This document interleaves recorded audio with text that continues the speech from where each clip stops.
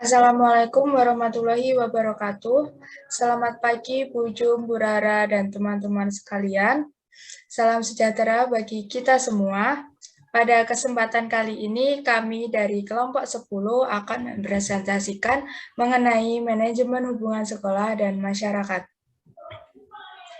Izinkan saya bersama kedua rekan saya, Wildan dan Zela, yang akan menyampaikan materi tersebut. Sebelumnya, perkenalkan anggota kelompok kami. Yang pertama ada Rizky Mufadila dengan saya sendiri. Yang kedua ada Sela Nur Rahmawati. Yang ketiga ada Wildan Dharma Setiawan.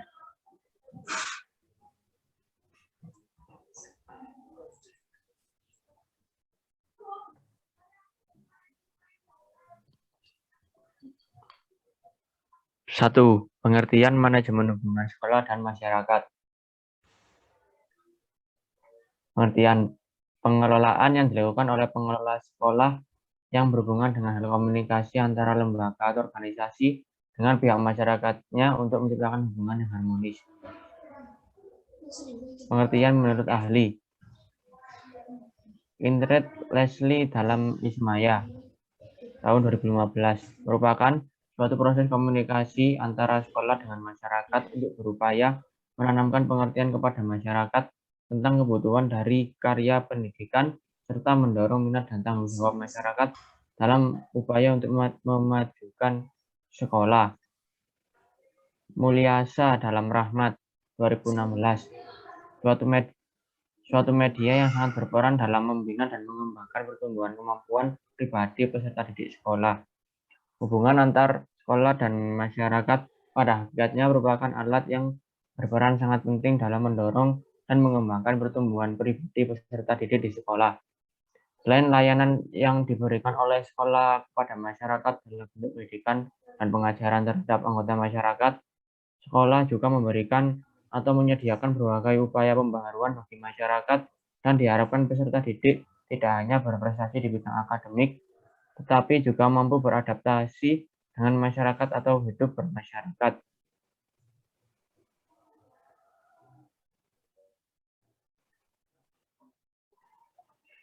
Yang kedua ada fungsi manajemen hubungan sekolah dan masyarakat.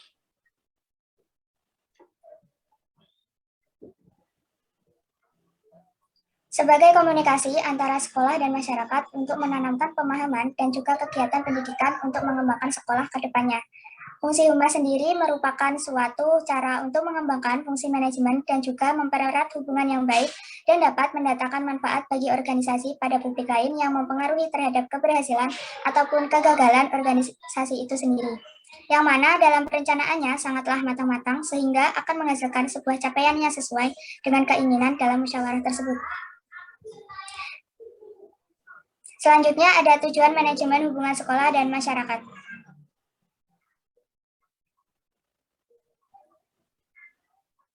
Tujuannya adalah agar sekolah tersebut terus diminati oleh peserta didik dan mengalami perkembangan serta kemajuan dari tahun ke tahun. Dalam menyampaikan informasi, humas harus mempunyai manajemen strategi yang baik dan terarah agar apa yang diharapkan dapat terlaksana dengan baik.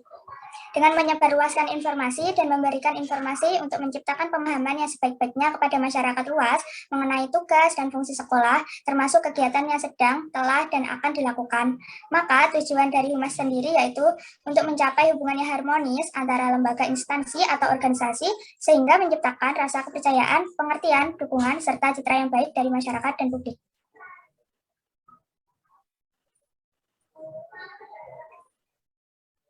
Selanjutnya ada prinsip-prinsip manajemen hubungan sekolah dan masyarakat. Prinsip-prinsip peningkatan partisipasi masyarakat. Ada beberapa prinsip yang perlu dipertimbangkan untuk mendorong pelaksanaan hubungan sekolah dengan masyarakat. Yang pertama ada keterpaduan, yang kedua ada berkesinambungan, yang ketiga ada sederhana, yang keempat menyeluruh.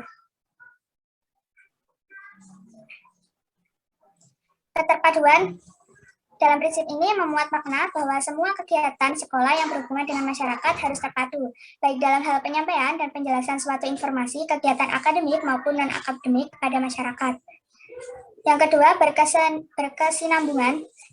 Dalam prinsip ini mengandung makna bahwa hubungan sekolah dengan masyarakat harus dilaksanakan secara terus-menerus. Misalnya dengan pertemuan paguyuban wali murid 1 bulan sekali guna mengevaluasi dan melihat perkembangan pendidikan putra-putrinya. Yang ketiga ada sederhana. Dengan prinsip ini memuat makna bahwa informasi yang dijelaskan harus disajikan sederhana mungkin dan mudah dimengerti oleh masyarakat. Yang keempat ada menyeluruh.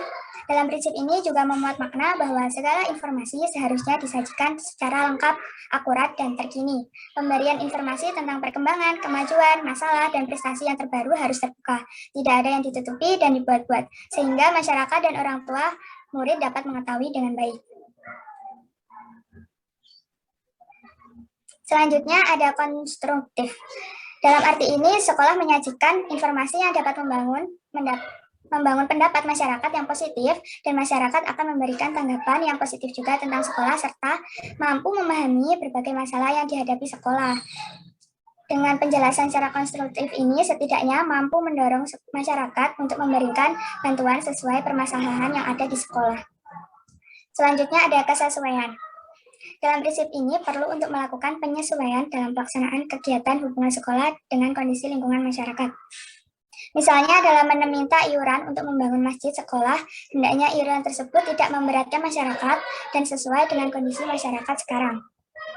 Dan terakhir ada luas. Lembaga pendidikan harus memiliki rencana yang cukup fleksibel untuk terus beradaptasi dan mampu menerima perubahan yang terjadi. Pesatnya perkembangan pengetahuan, keterampilan, dan teknologi membuat masyarakat harus mengikuti program pendidikan yang tepat. Misalnya perkembangan teknologi komunikasi di era globalisasi sekarang. Selanjutnya, keterkaitan masyarakat dengan lembaga pendidikan. Hubungan lembaga pendidikan dan masyarakat merupakan fungsi yang sangat penting dalam pengelolaan pendidikan, karena keberhasilan suatu lembaga pendidikan juga sangat ditentukan oleh berfungsi atau tidaknya humas pendidikan. Oleh karena itu, sangat diperlukan hubungan yang baik antara pihak lembaga pendidikan dengan masyarakat. Lingkungan masyarakat yang terjadi di sekitar lingkungan pendidikan berpengaruh terhadap kualitas pendidikan, sehingga pihak lembaga pendidikan sangat berkontribusi besar untuk penyelenggaraan pendidikan yang berkualitas dengan membangun relasi antara masyarakat sekitar dengan pihak lembaga pendidikan. Hubungan antara sekolah dan masyarakat akan semakin harmonis bila sekolah semakin maju dan berkembang. Hal ini dikarenakan banyak masyarakat yang diperhatikan, terbuka untuk masyarakat yang ingin menyalurkan partisipasinya dalam pendidikan, dan bersedia menerima setiap saran yang diajukan masyarakat terkait pelaksanaan proses pembelajaran di sekolah. Hubungan kerjasama lembaga pendidikan dengan masyarakat mengikuti perubahan-perubahan lingkungan dengan pendidikan dengan pendekatan situasional, memungkinkan lembaga tersebut tetap berdiri, sebab ia berada dalam hidup bersama masyarakat dan sekaligus penerang atau inovator bagi masyarakat. Adapun manfaat hubungan lembaga pendidikan dengan masyarakat adalah manfaat bagi lembaga pendidikan, yakni memudahkan memperbaiki pendidikan, memperbesar usaha meningkatkan profesi pengajar, konsep masyarakat tentang guru atau dosen menjadi benar, mendapatkan koreksi dari kelompok masyarakat, mendapat dukungan moral dari masyarakat, memudahkan meminta bantuan dari masyarakat, memudahkan pemakaian media pendidikan masyarakat, memudahkan pemanfaatan narasumber. Manfaat bagi masyarakat, yakni tahu hal-hal persekolahan dan inovasinya. Kebutuhan masyarakat tentang pendidikan lebih mudah diwujudkan. Menyalurkan kebutuhan berpartisipasi dalam pendidikan, melakukan usul-usul terhadap lembaga pendidikan. Dengan manfaat yang sudah tertera di sini, beberapa bentuk kerjasama lembaga pendidikan dan masyarakat adalah: 1. Hubungan sekolah dengan orang tua, siswa, dan warga masyarakat. Hubungan ini bisa secara individual dan organisasi. 2. Hubungan sekolah dengan alumni. Dari para alumni, sekolah memperoleh masukan tentang kekurangan sekolah yang perlu dibenahi. 3. Hubungan dengan dunia usaha atau dunia kerja merupakan bidang harapan guru, bimbingan, dan konseling. Teknik-teknik peningkatan partisipasi masyarakat. Tanpa bantuan dari masyarakat, sebuah lembaga pendidikan tidak dapat berfungsi dengan baik dan tanpa adanya program yang baik, maka lembaga pendidikan akan gagal untuk mencapai tujuannya. Oleh karena itu, lembaga pendidikan perlu memberikan informasi pada masyarakat tentang lembaga tersebut dengan baik. Ada jumlah teknik yang dapat diterapkan, yaitu 1. Teknik tertulis. Hubungan antara sekolah dan masyarakat dapat dilakukan secara tertulis, meliputi buku kecil pada permulaan tahun ajaran, pamflet, berita kegiatan murid, catatan berita gembira, dan buku kecil tentang cara membimbing anak. Yang kedua ada teknik lisan. Bisa berupa kunjungan rumah wali murid, panggilan orang tua, pertemuan dengan orang tua. Yang ketiga ada teknik peragaan. Hubungan sekolah dengan masyarakat dapat dilakukan dengan cara mengundang masyarakat melihat peragaan yang diselenggarakan di sekolah. Pada kesempatan itu, kepala sekolah dapat menyampaikan program-program peningkatan mutu pendidikan dan juga masalah atau hambatan yang dihadapi dalam merealisasikan program-program itu. Selanjutnya, yang keempat ada teknik elektronik. Seiring dengan perkembangan teknologi elektronik, maka dalam mengakrabkan sekolah dengan orang tua murid dan masyarakat, pihak sekolah dapat menggunakan sarana elektronik, misalkan dengan telepon sekaligus berbagai sarana untuk promosi pendidikan. Dengan teknik yang tertera di atas, bisa untuk berusaha menggiatkan program kerja yang melibatkan partisipasi masyarakat agar benar-benar tumbuh kesadaran dan rasa kepemilikan masyarakat untuk terus aktif berperan dalam meningkatkan mutu pendidikan dan untuk mencapai program di sekolah. Mencapai kesuksesan program di sekolah adalah tanggung jawab bersama dan kemauan setiap personil yang telah diberikan tugas dalam melaksanakan kewajibannya.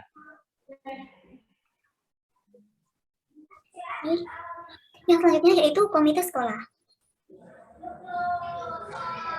Pengertian komite sekolah di Indonesia menggunakan keputusan Menteri Pendidikan Nasional nomor 044 U2002 tentang Dewan Pendidikan dan Komite Sekolah, yaitu sebuah badan mandiri yang menampung peran masyarakat dalam bidang lembaga kesatuan pendidikan pada tingkat sekolah dalam hal pemerataan, peningkatan mutu, dan efisiensi pengelola pendidikan. Sesuai dengan keputusan Menteri Pendidikan ini, pengertian komite itu yaitu sebuah badan yang berdiri sendiri di dalam sebuah instansi sekolah yang berguna untuk memberikan mutu pendidikan, pengawasan, arahan, dan dukungan tenaga pada tingkat satuan pendidikan. Dan selanjutnya yaitu tujuan komite sekolah.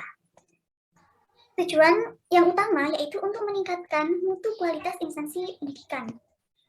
Tetapi menurut keputusan Menteri Pendidikan, tujuan dari komite sekolah yaitu sebagai wadah penyalur aspirasi dan suara masyarakat berupa operasional pendidikan, 2. memberikan tanggung jawab dan peran kepada masyarakat dalam meningkatkan penyelenggaraan di suatu pendidikan, 3. sebagai pencipta suasana yang transparan dan akuntabel dalam penyelenggaraan mutu pendidikan.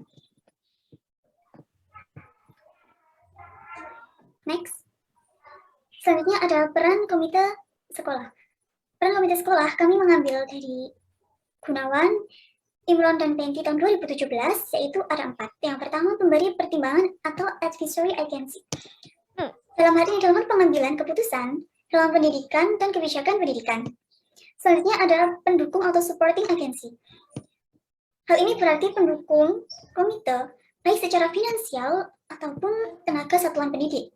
Selanjutnya ada pengontrol atau controlling agency, yaitu mengontrol dalam transparansi dan akuntabilitas satuan pendidikan. Yang keempat atau terakhir itu sebagai mediator antara pemerintah dan masyarakat.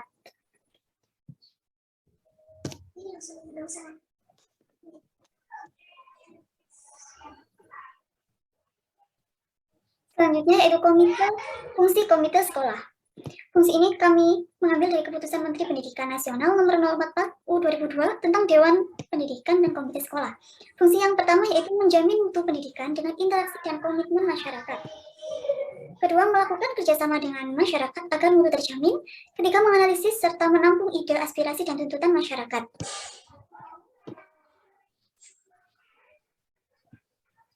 Lalu ada sebagai pemberi masukan dan pertimbangan dalam berbagai hal, pendorong partisipasi orang tua dan masyarakat terkait mutu pendidikan dan pemerataan pendidikan, sebagai penggalang dana pembiayaan penyelenggaraan dalam satuan pendidikan, dan terakhir sebagai penyelenggara evaluasi dan pengawasan.